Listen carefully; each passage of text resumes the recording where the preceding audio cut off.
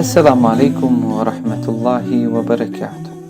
Dragi učenici, danas nastavljamo sa pojašnjenjem naše nove sure za pamćenje, a to je Suratul Alaq, što ima za značenje ugrušak. Također, ova riječ Alaq se spominje i na kraju drugog ajeta, što znači ugrušak ili zakvačka. Dok je ova sura poznatija kod nas po prvoj riječi u ovoj suri, a to je Iqra, što znači uči, čitaj. Također riječ Iqra se spominje i na početku trećeg ajeta, pa ćemo to označiti radi lakšeg, bržeg uočavanja prilikom pamćenja. Allah dželle šanuhu kaže: Iqra Bismi rabbika alladhi khalaq. Uči, čitaj u ime gospodara tvoga koji stvara. Prva naredba koja je Muhammedu a.s.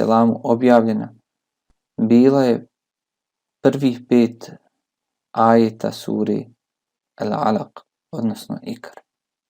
Uči, čitaj, školuj se, obrazuj se, napreduj, jer ćemo jedino tako ispuniti, preuzeti emanet prema Allahu dželle šanuhu, prema sebi, prema porodici, prema društvu u kojem živimo, jeste izučavanje.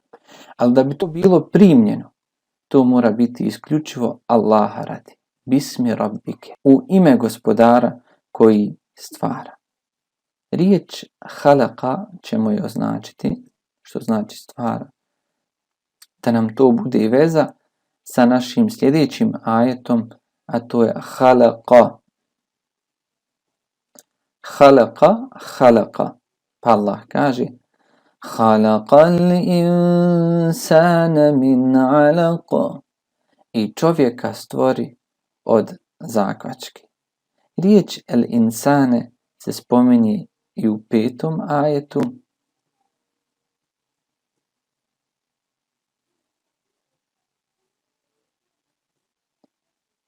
ajetu i također spominje se i u 6. ajetu. Znači ćemo, radi pažanja, prilikom pamćenja, Allah dželle šanuhu je stvorio čovjeka od zakvačke. Iako ga je stvorio od zakvačke, od ugruška, stvorio nam je sve ono što nam je potrebno. Sve organe i to ahsani takvim, u najljepšim obliku. Dao nam i pamet i razum i sve što nam je potrebno, a da ga mi nismo za to pitali. Pa to jedino može onaj koji sebe naziva El Kerim, El Ekrem, najplemenitiji. Allah dželle šanuhu kaže u 3. ajetu: Iqra wa rabbukal akram. Uči, plemenit je tvoj gospodar. Plemenit iz njegove plemenitosti i milosti. Pouči čovjeka najvažnijoj stvari, a to je kalem. وَعَلَّمَ آدَمَ الْأَسْمَاءَ كُلَّهَا. I Allah pouči Adama a.s. nazivima svih stvari i tako ga uzdiže na veći stepen od meleka sa znanjem. Alleme, podučiti, poučiti. Zaokružit ćemo ovu riječ alleme da nam bude veza sa našim sljedećim ajetom, to je 5, jer 5. ajet počinje sa istom riječju. Alleme, alleme. Kaže Allah dželle šanuhu: Allamel insane ma lam ja'lam. I pouči čovjeka onom što nije znao. Pa nam to može biti još jedna veza, jeste kada god učimo, izučavamo, čitamo, uvijek saznajemo ono malem jalem, ono što prije toga nismo. Iako je Allah dželle šanuhu čovjeka stvorio od zakvačke i poučio ga onom što nije znao, ali čovjek ko čovjek, čim dođe do nekog znanja ili dođe do neke tituli, zvanja ili diplome, obično se taj čovjek ako se ne boji svog gospodara, uzoholi. Le yatgha. Kaže Allah dželle šanuhu: Kalla innal insana la yatgha. Doista se čovjek uzoholi. Riječ kella se ponavlja na 3 mjesta u ovoj suri. Imamo u 15. na početku 15. ajeta.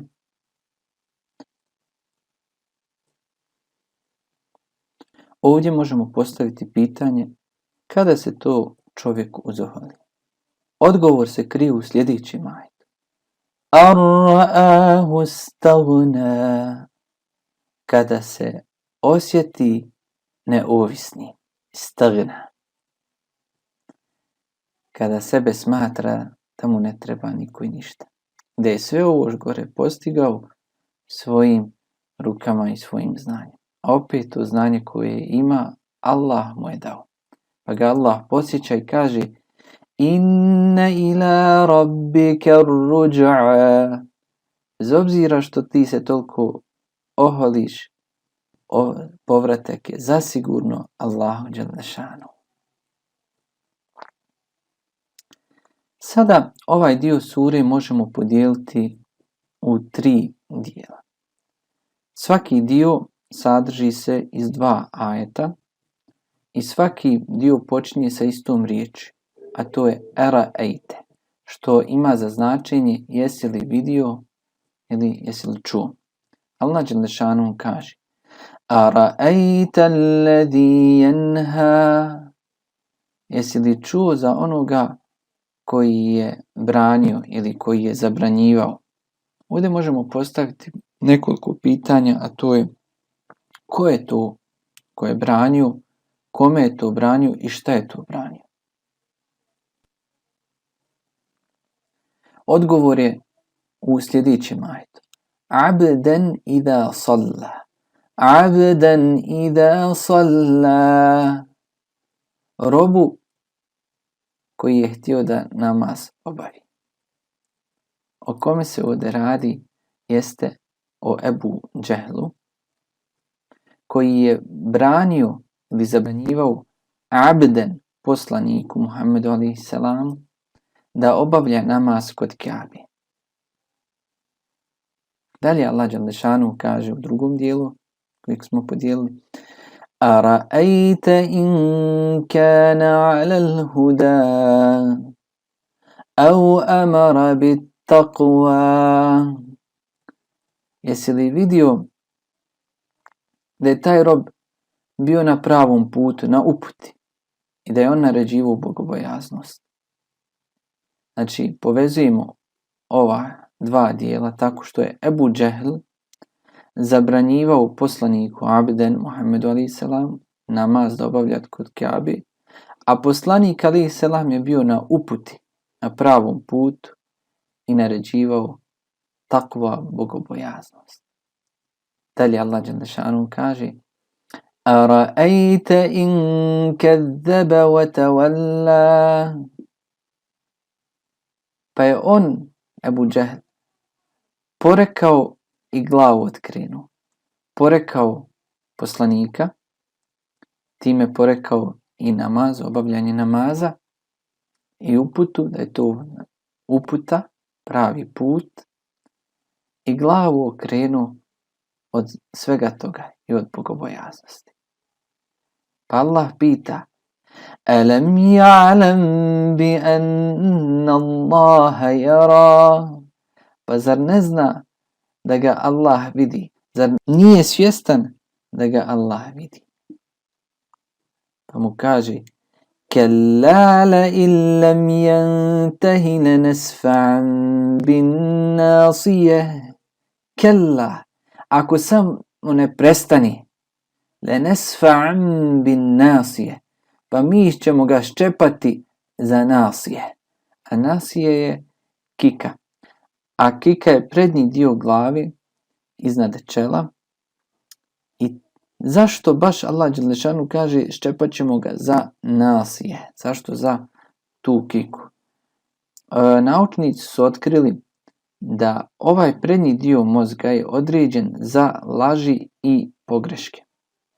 Pa su izumili detektor laži i kada se pokrene ili zavibrira, kada zavibrira ovaj dio mozga, ukazuje da osoba laže, odnosno govori neistinu. To nam Allah dželešanu kaže: nasijetin kadibetin khati'e, kika lažna i pogrešna.